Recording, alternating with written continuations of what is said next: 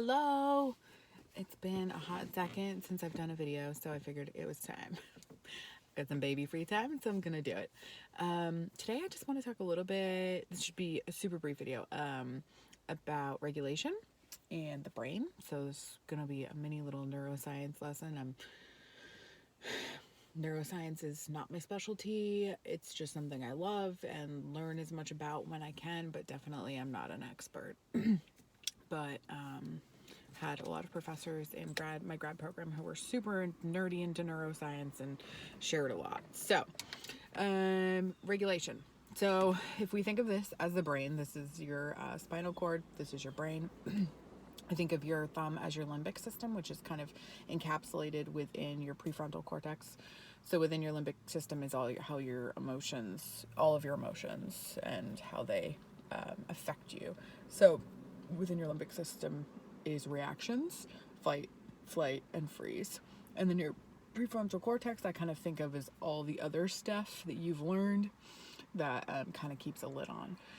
So when somebody has a reaction, generally their lid flies off, and then their limbic system is exposed, and they go into flight, fright, or flee, fight, fright, or freeze.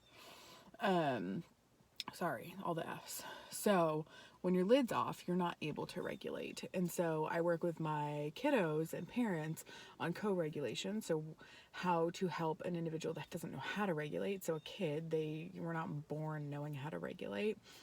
Babies, when they're born, when they need something, they cry. When they need a diaper change, when they're hungry, when they are tired, they cry.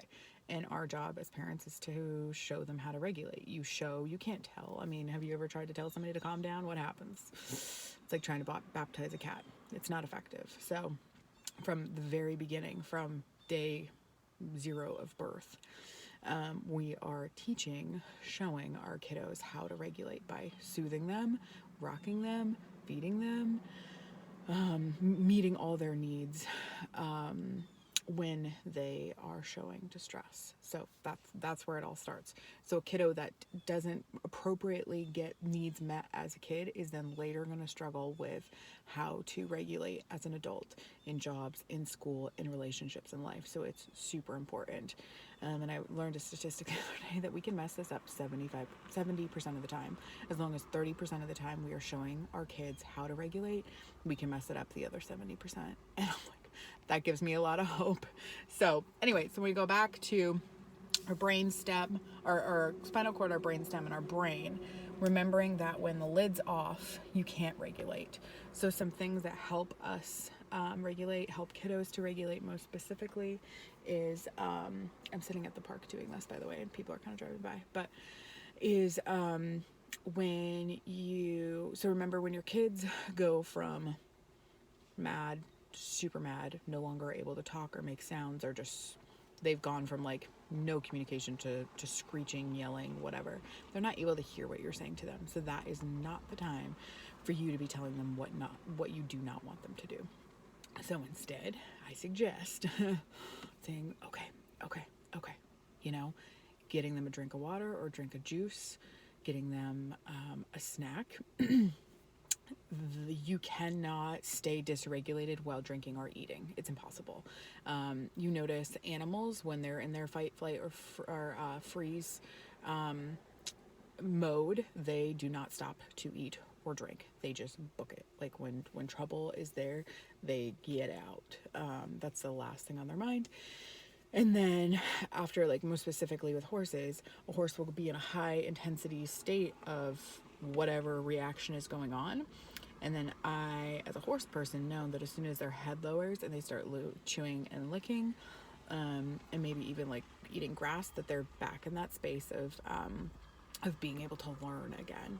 So the same with the kiddo. Until your kid has eaten or drinking, or until your partner has had a sip of something or some bites of something, they are not ready to be listening, learning, engaging. So when you are in that moment of like, stop throwing things in the midst of their tantrum, they're not hearing you.